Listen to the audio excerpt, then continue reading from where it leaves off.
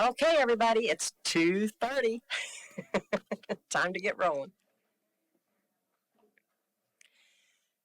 Good afternoon, and welcome to our forum for the Richardson ISD Single Member District 2 candidates. I am Ellen Steger, and I am president of the League of Women Voters of Richardson. The League of Women Voters of Richardson is a nonpartisan, grassroots civic organization that encourages informed and active participation in government. The League works to increase understanding of major public policy issues and influences public policy through education and advocacy. Membership in the League is open to everyone.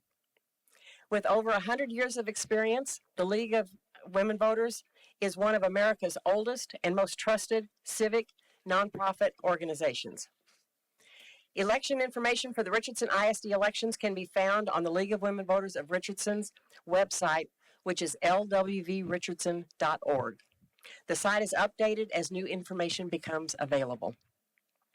Nonpartisan printed voters guides are available here today. Due to space limitations, only 4 questions and the candidates' answers appear in the printed voters guide. Printed voters guides are also available at the Richardson Library, Richardson Heights Recreation Center, Richardson Senior Center, Richardson Huffines Recreation Center.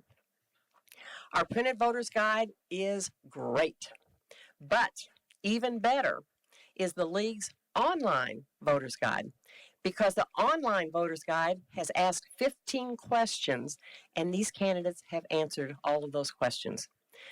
The 4 questions that are in our printed voters guide are also in the online voters guide.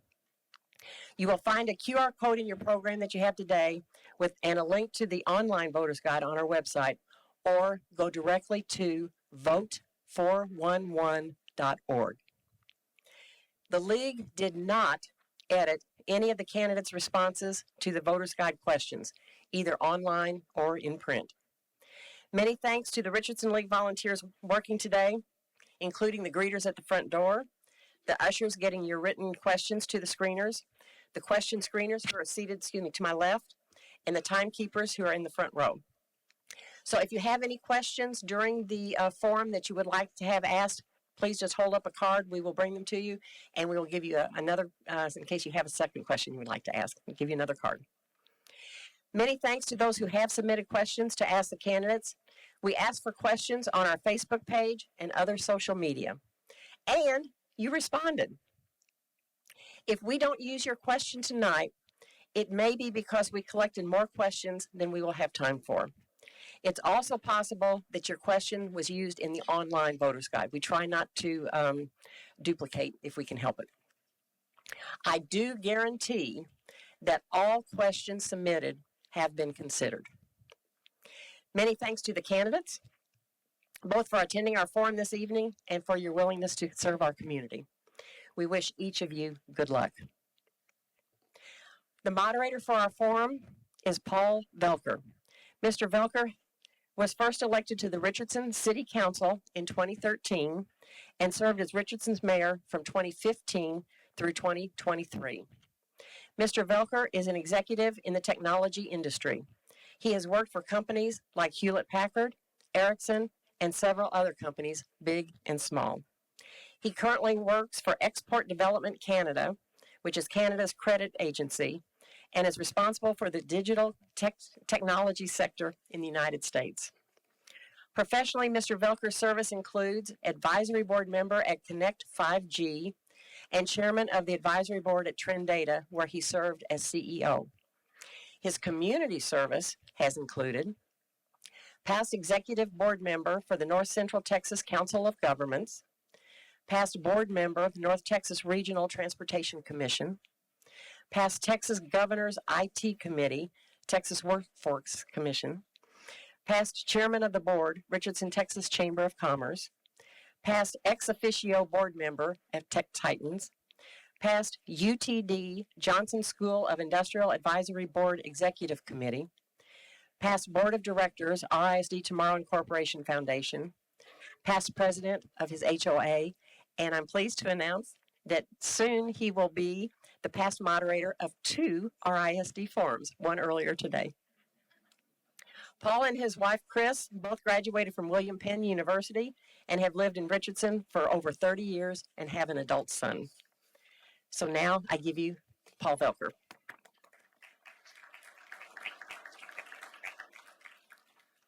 I'd like to thank the League of Women Voters for giving me this opportunity to pad my resume one more time. It truly is an honor to be here. It's kind of nice to be on this side of the podium instead of that side. I can tell you, and I wish everyone the best for today. I'd like to start with some housekeeping. So everyone, please silence your cell phones and other devices. Flash photography is not allowed during the forum as it's a distraction to the candidates. Prior to today, each candidate agreed to abide by all forum ground rules. These rules include showing respect to each other at all times. Candidates have agreed not to interrupt one another, nor talk over each other. They've agreed to refrain from personal attacks or charges. Audience, please refrain from applause or any other form of support or opposition to any candidate. The purpose of the forum is to hear what the candidates have to say, so please, let's give them as much time as possible and save our applause until the end of the program. Besides the RSD Board of Trustees races, you may have other items on your ballot, such as City Council elections. Regarding only this RSD race, you must live in RSD Single Member District 2 in order to vote for District 2 election. The District 4 and 5 seats will also appear on your ballot, but only those of voters who live in those districts. The District 4 race is uncontested and District 5 race is contested. A candidate forum for that race was held here today at 1 o'clock. There is a map in the foyer to show the boundaries of all 5 RSD single-member districts. All questions will be asked of all candidates. We will rotate the order of the candidates' answers. Candidates are seated on stage in order of the names as they will appear in the ballot. To introduce the candidates in order, for District 2, ballot position 1, Elaine Bonavete. For District 2, ballot position 2, Trustee Vanessa Panchico. For District 2, ballot position 3, Pamela Hughes. In lieu of an opening statement, each candidate submitted a short biography which was printed and handed out when you entered the auditorium.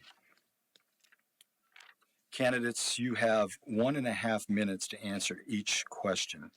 Question 1 will begin with single-member district candidate ballot position 1, Miss Bonavite. Bonavita. Good life in Italian, and it is. Thank you. Italian. Bonavita. Yes, thank you. Thank you for correcting me. The first question.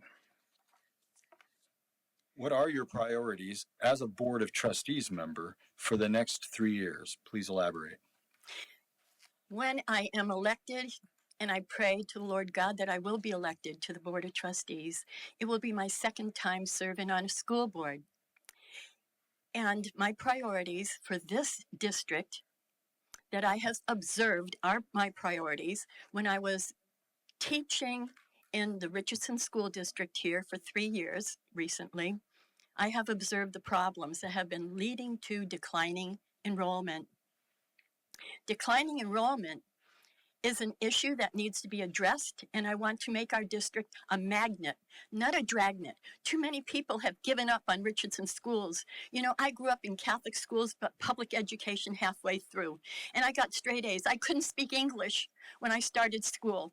My parents were immigrants straight off from Italy. I couldn't speak English, but the teachers took their time with me. It was the basic 3 R's. Declining enrollment is causing our district. We closed 4 schools, and I cried about it. We closed 4 schools. Who does that? We can do better. I want to do better as a board of trustee. Discipline, number one problem. Teachers cited on their surveys. Teachers said number one problem was bad behavior in the classroom. Our teachers are leaving. We want to keep our teachers. Teachers have reported to me so many times that they're not coming back. We want our teachers to stay. We can make them stay, and that's a priority. Keep our teachers. Thank you. Ms. Pacheco. Yes, my priorities for the next 3 years is to continue to improve student outcomes by improving our student programming. Because without improving our student programs, our students may or may not fall back, right? Well, we want to make sure they have every opportunity and experience to do learning paths that they are interested in, and so that they're educated for their future careers. The other priority I would have is, let's continue to improve our teacher pay scale and our other professionals. We have support staff that are in day out supporting our students, and those pay scales need to be improved upon and paid for because they're doing a great work. We also want to find efficiencies in our budget. It is difficult. We have made difficult decisions by finding these efficiencies. However, we have continued to keep our classroom sizes small. We did pay our teachers a lot more and supported our veteran teachers, and became the number one school district paying our teachers this past year. And so I'm really proud of that, and I'm very proud to wanting to continue to do these improvements in our district. Thank you. Ms. Hughes. Yes, so I have two top priorities as to why I'm running, and have had at this point over 1,000 conversations with District 2 constituents at their doorsteps. Everybody's question across the board is, are our students learning at grade level what they're supposed to be learning? So I think hearing that, our trustees' top priority has to be student outcomes. So that is making sure that our students are at grade level and that we're closing the the achievement gaps that we continue to see. It's no secret, the demographics of our district are changing, and if we can't begin to close these achievement gaps now, it's not going to be an easier situation 5-10 years from now. So we need to start making choices about our resources now to really address the achievement gaps. I've got 2 kiddos in the district. We can't wait 5 years to see how this first set of board goals plays out and then start making adjustments. So priority number 1, student accountability outcomes. Priority number 2 is connected to that, and that is making sure that we have trustees who are regularly communicating with their constituents, right? That's where I'm hearing a priority come back to me from folks who live here in Richardson, and that is how we then verify, yep, this is a priority that needs to come back to the district. So the second is right there connected. A trustee who will show up and talk to you, even if we've not met before, even if we may not agree on everything. We go to the second question, Ms. Pacheco. We know federal cuts are coming. What is your experience with public budgets, and how will it help you determine the best needs and uses of RISD's budget? So I do have a finance background, and I've worked with fairly large budgets on a corporate level. Here, with federal cuts, we utilize them to supplement a lot of the programs that we provide our students, from special education to gifted and talented. They're incorporated in our campus improvement plans, and just generally also to pay for some of our extra staff in our Title I schools. The danger of losing this funding means that our district will now have to supplement even more. It doesn't mean that the district is going to remove any programming. We are still charged to educate every single student and to give them all the education supports that they need to learn and be successful. So with that, we have to look at our budgetary constraints and find efficiencies in ways that don't affect the students directly. It's difficult. We can get creative. Hopefully, we will continue to advocate, and I'm hopeful that the state will listen to all our school districts. We are not the only one in the state who is going through this, and receive the funding. We need to receive the funding we deserve for our kids. They are our number one priority, and our students are the future of our economies and the systems that make us successful. Thank you. Ms. Hughes? Yes, so I have experience. I think the question was around public budgets, of being paid out of a public budget, of helping to set proposals and then measure against clients who are paying out of a public budget. And then for the last 2.5 years, where I've been working at the United Methodist Church, I work at the conference level. It's 400 churches from the Panhandle all the way down to Round Rock.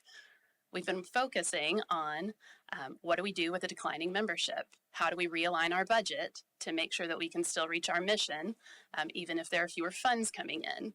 So for the last 2.5 years, I have been waist deep in budgets of figuring out how do we align resources to do the work that we need to do. And in this case, it's a membership organization. In the case of the school district, it's the taxpayers. But able to go back and say, with the resources we've received and the priorities that we have, here's where we are.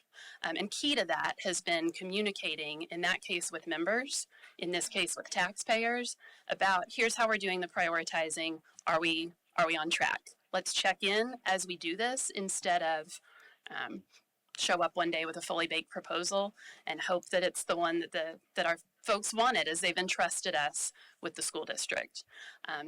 So yes, I do. I think I've got some good applicable experience there, and I'm ready to bring those skills to the RISD school board.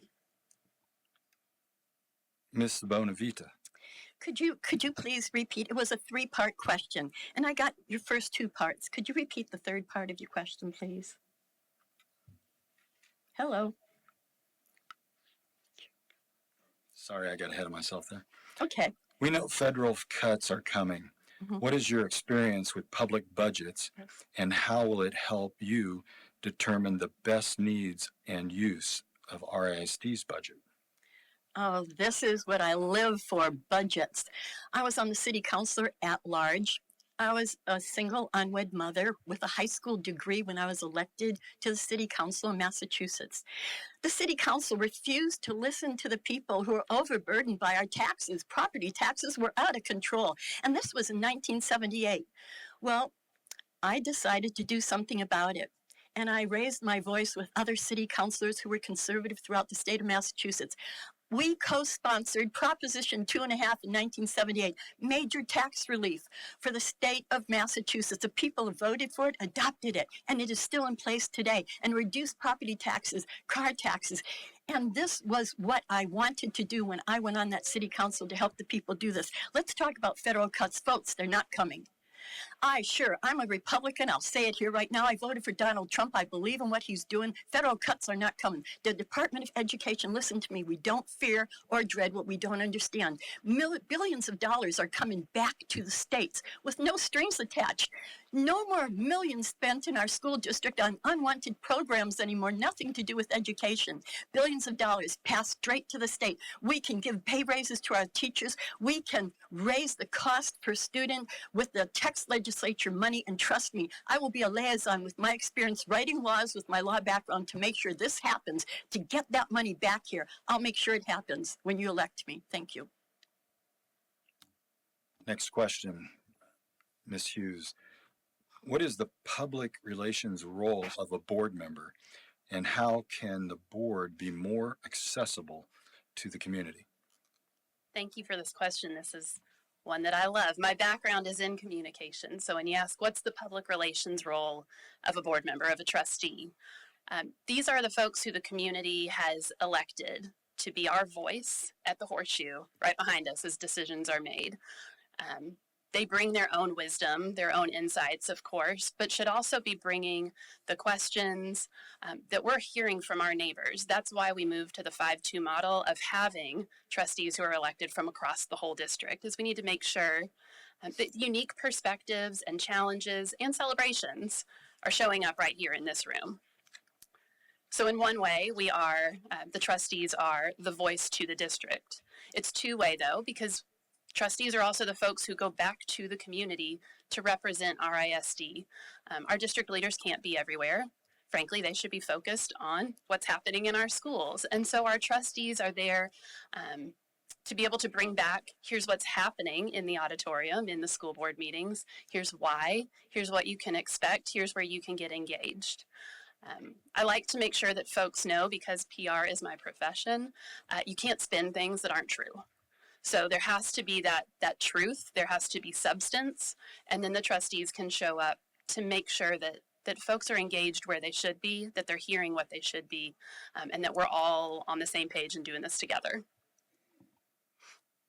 Ms. Bonavito. Another question. Boy, do I have experience in gaining accessibility to the parents, the teachers, the students even. When I was on the school board, listen to this.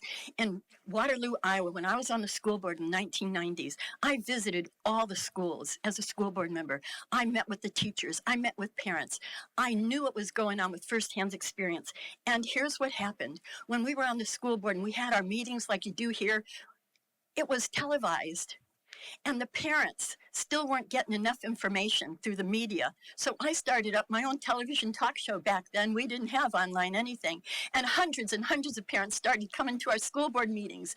We were flooded. We had to open up our overflow rooms for school board meetings. It was the most wonderful thing. And for me, with my talk show and with meeting with the parents, I could bring them the issues that they weren't aware of. And here's the thing.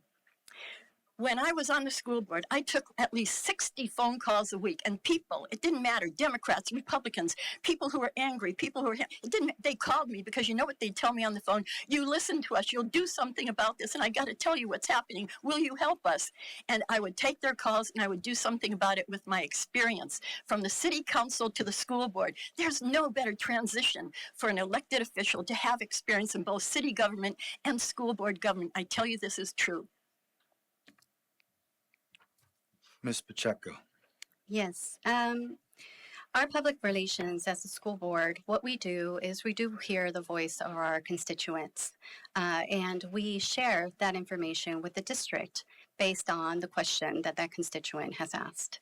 There is a governance line with what we do, and it's also very important that when we see a question from a community member that needs to be addressed by a particular group in the school district, then that question is then delivered there so that I can follow up later that we have fixed their situation, we have shared the problem, and then we sometimes, if we hear a lot of questions about the same thing, the rest of us as a school board, as trustees, we talk about it, and then we share that information with our superintendent, and she comes back with solutions that they've placed at that particular school for that particular family.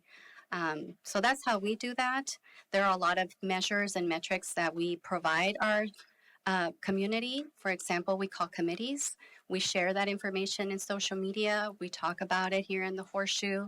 We send it out in various newsletters, asking our communities to participate in those committees. We request and wish to see community participation from every neighborhood.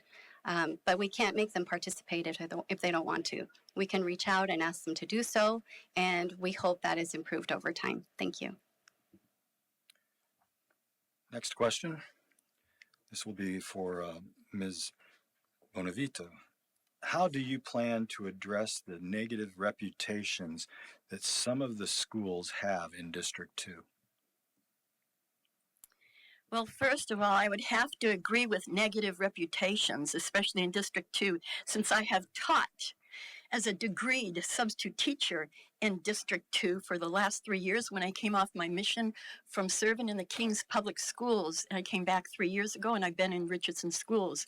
And I tell you this, when I was in Mark Twain Elementary, I could hold them up as a model for every district, every school district in the state of Texas. And I have been around and I've seen a lot. And I tell you this, in Mark Twain Elementary, those children are so respectful. They do everything that is expected of them. The principal is on target with the teachers. There's communication. And in Just Harbin Elementary, where I also taught, I tell you this, I did not see any negative reputation coming out of those schools. And I taught in some other elementary schools. Now, the negative reputations, now I will attribute to discipline problems. We need a zero tolerance policy in our schools. That's why teachers cite it as the number one problem.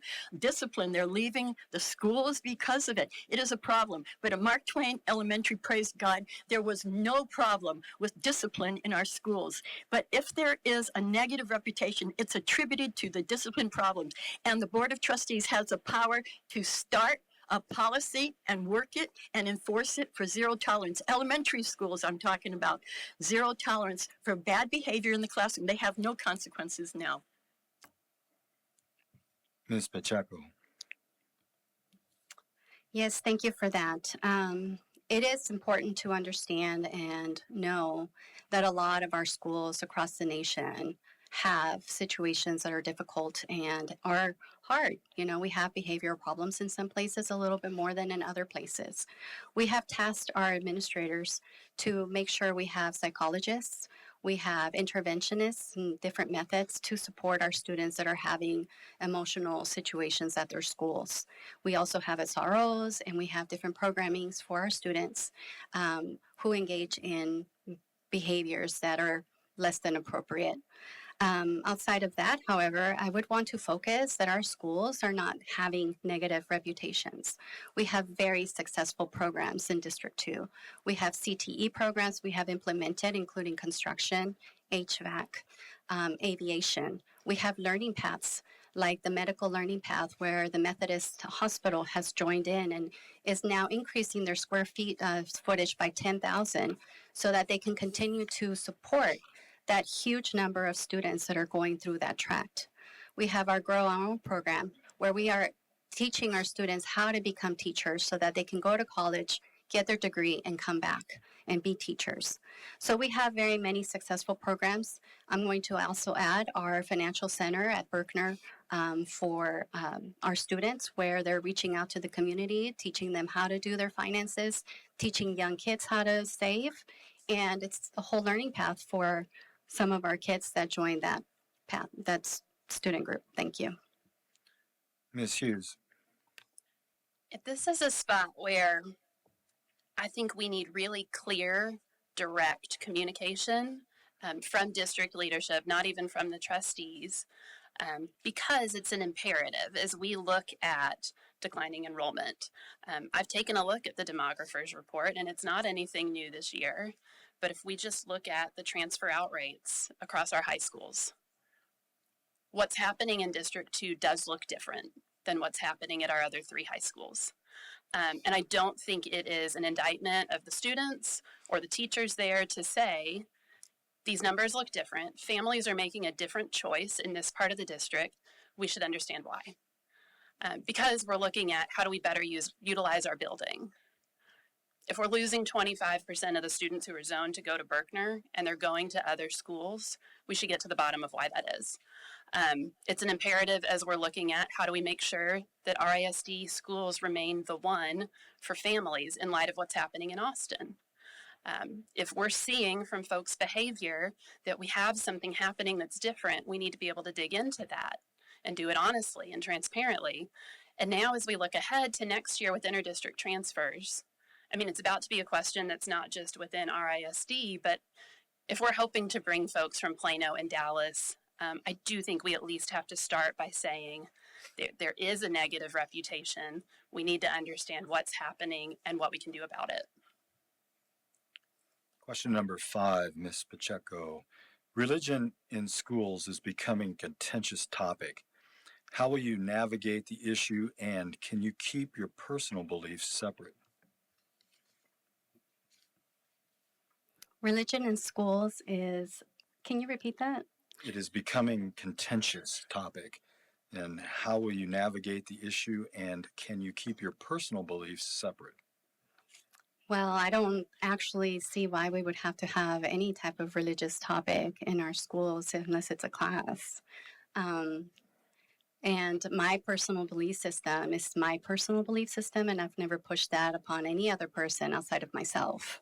And I respect everyone else's belief system as they come, in our schools, in our buildings, whether they're students or teachers. And all our schools basically focus on educating our students with the TEKS and the different programmings that we give. And I don't believe there's any religion within them. Thank you. Ms. Hughes. Yeah, this is a question that I've been answering one-to-one with a lot of folks because they see, hey, you work for the United Methodist Church. Are you trying to get church into schools? First, I want to be very clear, no. And additionally, the United Methodist Church isn't supportive of what we're seeing come out of Austin. So questions like 10 commandments in the classroom, or the state mandating that school boards take a vote on prayer in school. I know I shared in a previous forum. Those are a no for me. I believe that the state and church need to remain separate. I'll actually agree with Ms. Pacheco here. My personal faith is my personal faith. The faith that I discuss with my students is something that we do in the Hughes household, and it's not something that needs to be taught at school. Now, there are instances, I'll differ here, where we know that, for example, biblical literary allusions, that's going to be important for our students to be able to understand works of literature and art. So there are moments where religion comes into education in an appropriate way. There's not an appropriate way for public schools to teach faith. Ms. Bonavita. Well, this is a good subject for me as a returned missionary. I will not bring my missionary activities or testimonies into the classroom, and I never have, and I never will. However, we all have disagreements, don't we? It doesn't matter if we're Democrats or Republicans. It doesn't matter if we're for this or for that. We'll all have disagreements. But here's the key to this question, the answer. We do need to follow the law. Now, out of the Texas State Legislature, what has come down? We've heard them speak right now to the 10 Commandments. That's been approved so far in the Senate bills. One thing that caught my interest was prayer is being allowed for teachers. Teachers can say prayers and they will have any consequences for it now in their classrooms or in the schools. Did you hear that? That's coming down now. And I'm grateful for that because we have the right, and I did in the classroom. I always prayed before the students came in. I prayed, but by myself. And if I ever got caught, what would happen? I don't know. But now teachers don't have to be afraid to ask God to help them and bless their students. And what is wrong with that? Really, what's wrong with that quiet little prayer from a teacher or a student in the classroom who just wants to do good on a test, a quiet little prayer, and he puts his head down and prays and asks for that help? Is there anything really wrong with that? Question number 6. I'll give a little background and ask the question. School vouchers in Texas have become a central issue with growing concerns that they divert essential and limited public funds to private institutions. How do you see Richardson ISD benefiting, if at all, from the potential loss of both enrollment and funding as mid to higher income families opt for private education with taxpayer dollars? What's your position on protecting public education resources if vouchers pass in Texas? Ms. Hughes. I just want to make sure I understood the question. I don't see a benefit for RISD, for our public schools, or for our students if families opt out and take vouchers.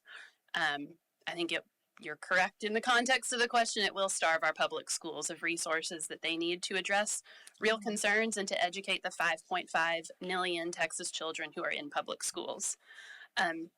As far as how I would protect resources, so trustees are able to influence and advocate, so can everyone else. I went down to Austin back in February with the RISD Council of PTAs to go talk to our legislators. I encourage everyone, reach out to your legislators.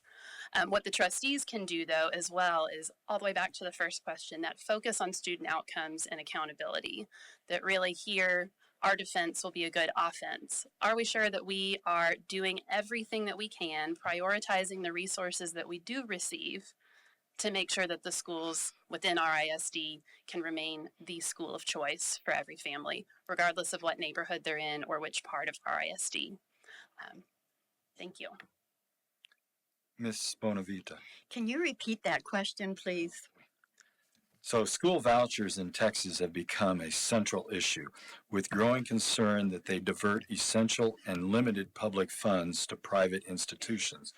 How do you see Richardson ISD benefiting, if at all, from the potential loss of both enrollment and funding as mid to higher income families opt for private education with taxpayer dollars? What's your position on protecting public education resources if vouchers pass in Texas? First of all, it's not vouchers. It's a complacent misleading by the media that these are vouchers. We're not talking about vouchers anymore. They're education savings accounts. And I agree with the ESA. I did not agree with the vouchers because there is no accountability. You hand out a check. Who does that? And the state legislature recognized that. Democrats and Republicans came together, and I love it when we can come together like this. And they came up with the education savings account. What does that mean? Well, it's accountability. There's different accounts, and homeschoolers now can access it to pay for their books. Private schoolers can access it for a multitude of little different things with accounts. Texas state legislature has control now of the money. And what are the benefits? The benefits to this are when private schools and homeschoolers are getting what they need, guess what's going to happen? We're going to have more opportunities to learn what they're doing, to embrace what's working with them, and to encourage these parents to come back. We want these parents to come back. And what better way to do it than to know what they're doing that's working? And when our parents are trying to leave, we can work harder now. That's the benefit. We're going to work harder to keep our parents here, do a survey, send it out, and keep our parents here. That's the benefit. People don't look at it as a benefit, but it is. Ms. Pacheco. As trustee, I supported the resolution to not support vouchers in our district. I am fully against it, of course. We have a legislative committee within our board, and we speak regularly with our legislators in the state, asking them not to support these vouchers because it will starve our schools. I don't understand why any taxpayer would want to fund a coupon for people who want to send their kids to a private school. Finally, how do we attract? What do we do when this happens? Well, we've been talking about it, we've been planning for it, and we know that improving our programs and really focusing on how these programs are going to be improved, how they give student outcomes. And in fact, these improvements we created have had a really high CCMR score recently for our kids, our recent graduates. We know we're doing the good work. We know we can continue to improve on it, and we're going to keep our families in our district and attract new families because we're providing education to all our students, regardless of their learning needs, and providing them with expert teachers and staff.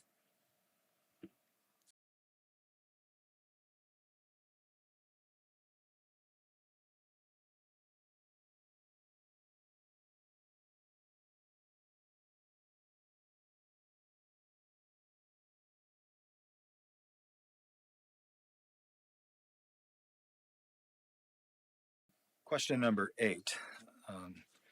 Ms. Pacheco, do you support keeping local elections nonpartisan? Why or why not? Yes, absolutely. All our local elections should be nonpartisan. It doesn't matter what families believe or what political party they belong to. School board is charged and dedicated to teaching every single student and to make them successful and ready with a strong foundation so that they can lead successful lives and choose whatever career they want to choose. Sorry, would you mind repeating the question? Yeah. Do you support keeping local elections nonpartisan? Why or why not? Absolutely. I think that these local school board elections are nonpartisan for a really good reason. It's what we're seeing play out in Austin right now. We cannot turn our children's education into a political game. So for those of you who've been in District 2 for a little while, in 2022, we saw partisan money coming from Southlake into this race in a way that was really concerning. Which is another piece of why I decided to run this year, was to make sure we didn't have a repeat of what we saw in 2022.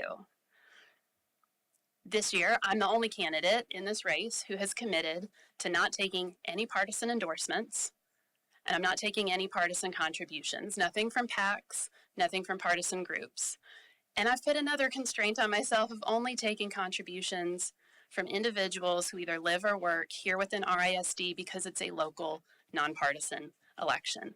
I think it's that important. I hope that we don't see money coming into these races again this year from partisan folks who have no ties to RISD. Ms. Bonavita. Well, as one who went on the city council as a Democrat and left it as a Republican, I was very swayed by what I saw going on in politics that I was not aware of before I sat on the city council. Nonpartisan, I've been nonpartisan elected official, school board, city council, and with the right to vote that I pursued and organized in Utah and put on the ballot, the right to vote for the people with that coal-powered plant. The people were divided in that community, and they voted and adopted my law for the right to vote on any coal power plant without the county commission's permission. The people had to vote on it first, and that brought peace to the community. Partisan elections, yes, it would be easier if they were partisan, but nonpartisan, it's for a reason. I represent Democrats and Republicans. I don't care. They come from all walks of life. I represent them because that is my duty to do that. And I don't discriminate against anyone, and I never have. But as far as no endorsements, I heard I don't have any endorsements listed.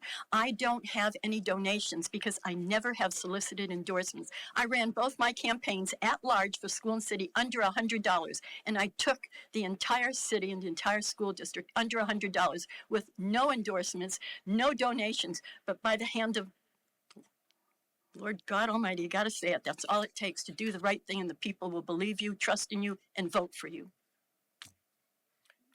Question 9, Ms. Hughes. How would you prioritize spending and advocate sustainable financial solutions?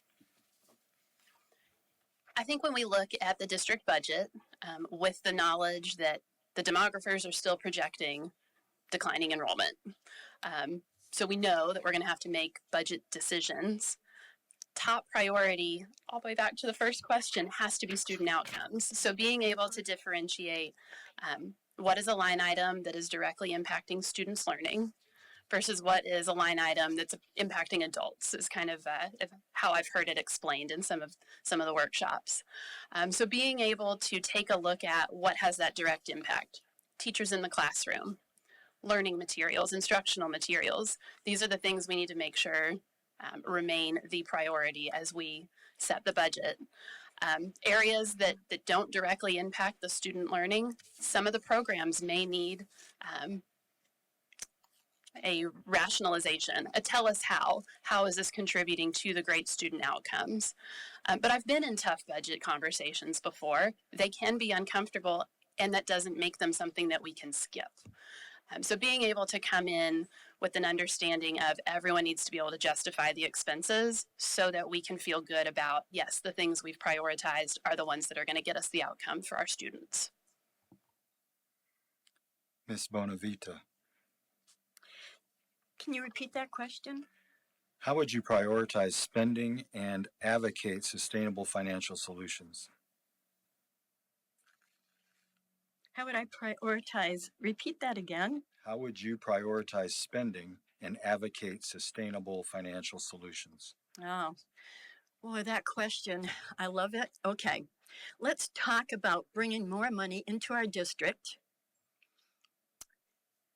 User fees. When I was on the school board, I advocated user fees. When I was on the city council, I advocated user fees. If you use it, you pay for it. If it's not in our budget already, user fees, we're seeing it with the Explore program in elementary schools and in our higher education schools. We're seeing Explore programs. The parents are paying large amounts of money for the Explore program after school. User fees will bring money into the district and stop being a drain on our resources that we desperately need for pay raises, and to continue with the curriculum in our schools. Listen, there's a blue bonnet curriculum right now that I've been reading about, and that it's been approved by the Texas State Legislature. $60 per student the state will give our district if we adopt it as a board of trustee, and I will vote to do that. It's for the curriculum for math, and we should explore it. Literally explore it and look at it and see if it would work for us. And that's $60 per student. Those are resources we need to look at. For the declining enrollment, we need to look at open enrollment. Now, I've heard talk about that. I want people to come in from all over the area to transfer to our schools. Open enrollment, I was big on that on the other school board in Iowa. Dual enrollment, if the private schools don't have programs, after school programs, they can dual enroll. That's more money for us, for resources, and financial budget will increase. We need to do anything and everything we can to bring more money into our district. And with me on that board, with my past experience from city and school, we're going to bring in the money and we don't have to worry about what we're going to shut down that we desperately Thank need you. to keep. Ms. Pacheco. So some of the financial solutions, we've been working a lot with utilization and finding efficiencies in our district. I will say that I'm really proud that our district has the lowest cost in administrative use or expense compared to other local districts around us. We are highly efficient with administrative costs. We find efficiencies in other places. Unfortunately, it is hard because we have old buildings and we have to fix these, and we wish we didn't have to, but some of them are 60 years old. We try to find efficiencies in fixing them as well. Another thing we do is we want to focus, and we always look at how we invest in our programs in the way that brings the biggest return for our students, right? Which ones are achieving the highest outcomes as far as their experience and their learning paths. We also want to look at the scalability of these programs. Can we replicate them in different places? And how much does it cost? Ultimately, our school board, we focus and we fund on what matters. And what matters is our students, it's our student growth outcome, and it's their success. Thank you. Our 10th and last question, Ms. Bonavita. Would you recommend implementing superintendent constraints to ensure adherence to district goals? Repeat that slowly. Would you recommend implementing superintendent constraints to ensure adherence to district goals? We pay how much money for our superintendents to do what the Board of Trustees are not qualified to do as a superintendent. When I was on the board, school board, we hired superintendents.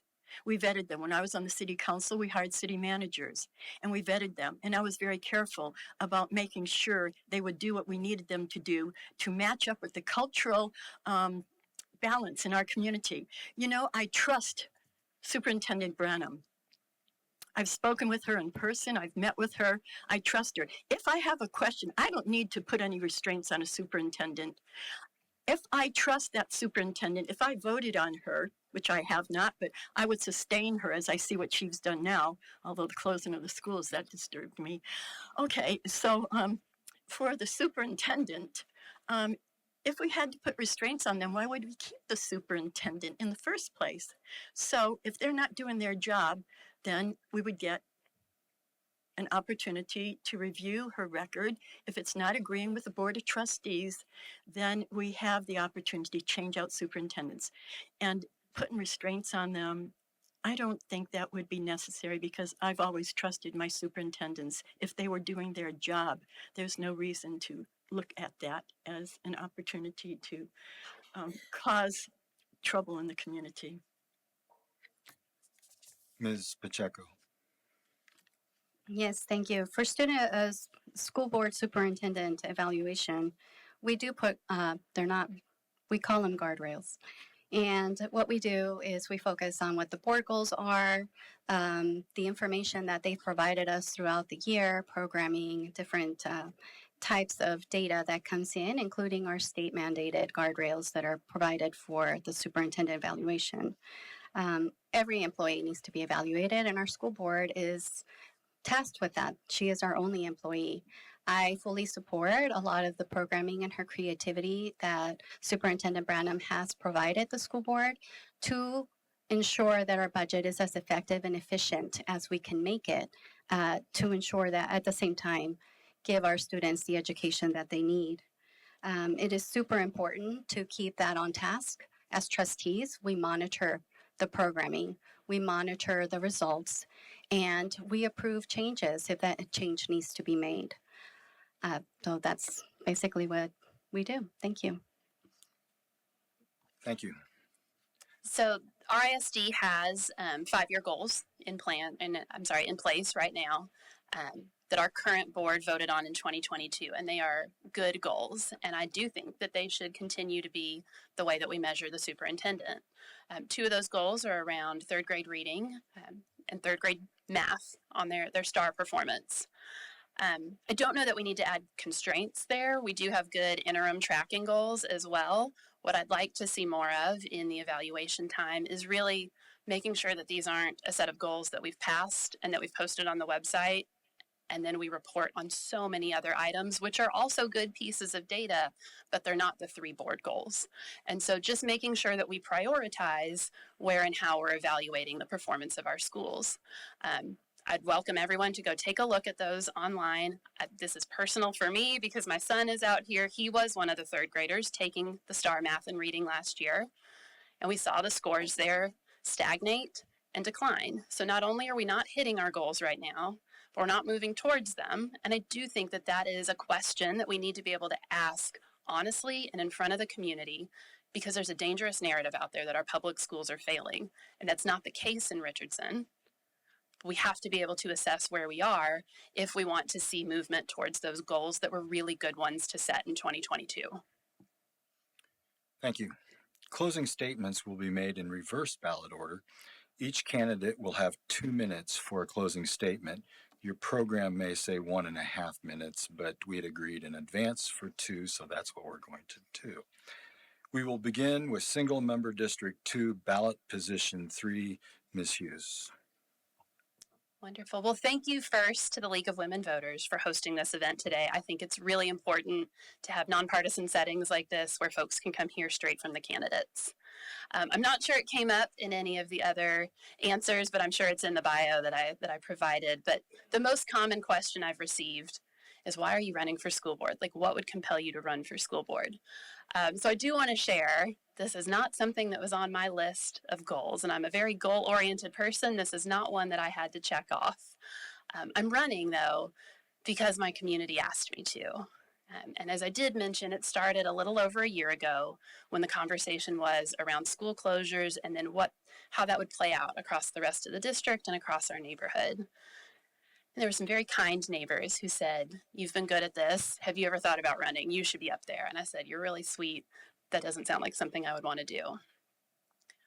But then folks kind of outside the concentric circle started asking, and it was administrators and former administrators in the district saying, "You'd be good at this."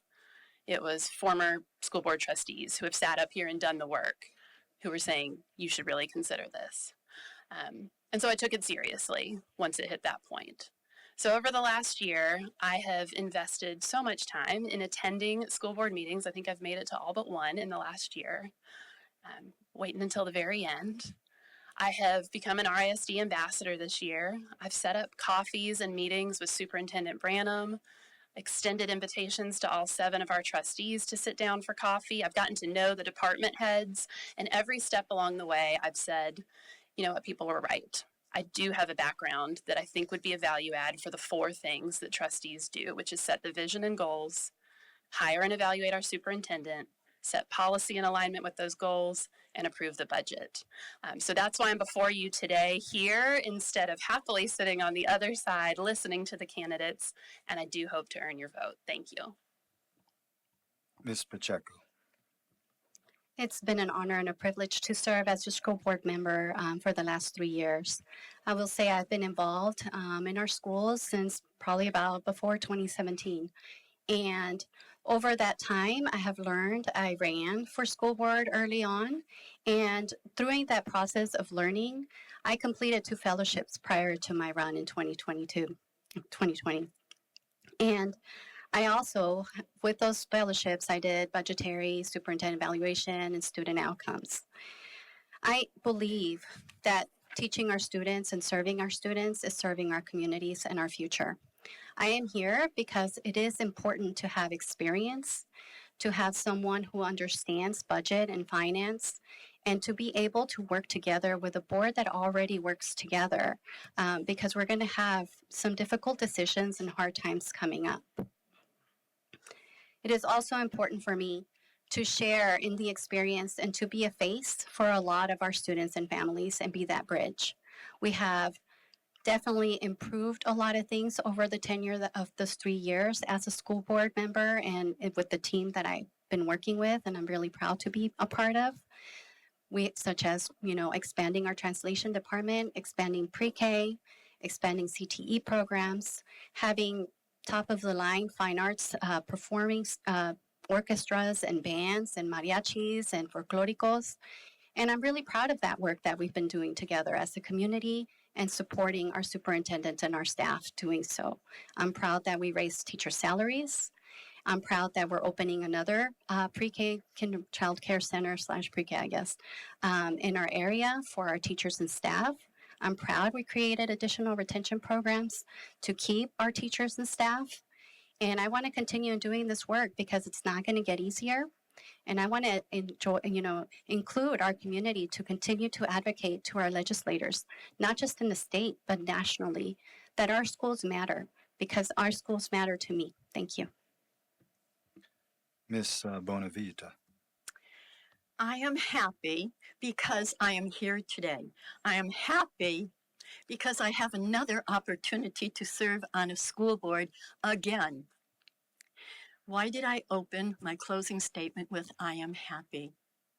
Every morning, whatever class I have been assigned to teach over the last 3 years as a permanent substitute teacher, I would open the class, all grade levels, whatever I had, I would open with the question, why are you happy today? I would see students come in crying, walk right into school in the morning crying. I would see students come in angry. I would see students come in and just have such a rebellious nature. And I know there were a lot of unhappy students because I had several injuries in the classroom. I still have medical bills from an injury from 2 years ago in a classroom from disruptive students who thought it was fun. While their full-time teacher was in the room, they dismantled a heavy storage room door that went from the ceiling to the floor, a heavy metal door. They dismantled the hinges. When he left, and I didn't know about that, and I was walking past the door, it fell and it laid me flat. By the grace of the good Lord, it did not decapitate me when it flattened me out, but it did cause great harm to my leg and my foot. I'm still receiving medical treatments for that injury. I never got workman's comp for it, but many injuries occurred in the classrooms from disruptive students. I am here because I want to make our students happy, and I would sing the happy song with the students. If you're happy and you know it, clap your hands. If you're happy and you know it, clap your hands. And they would start singing and everybody would start getting happy and we'd do the happy dance. And then I'd have them stand up every morning in the classes and say, I am happy because. And some didn't want to stand up. They didn't have a reason to be happy, they thought. But after they heard the reasons why other students were happy, all of a sudden they want to stand up and say, I want to do it now too, every class for 3 years. We hire happy teachers, we'll retain happy students, and we'll keep happy parents. Stop declining enrollments, be happy. I want to thank all 3 of the candidates, and let's give them all a big round of applause.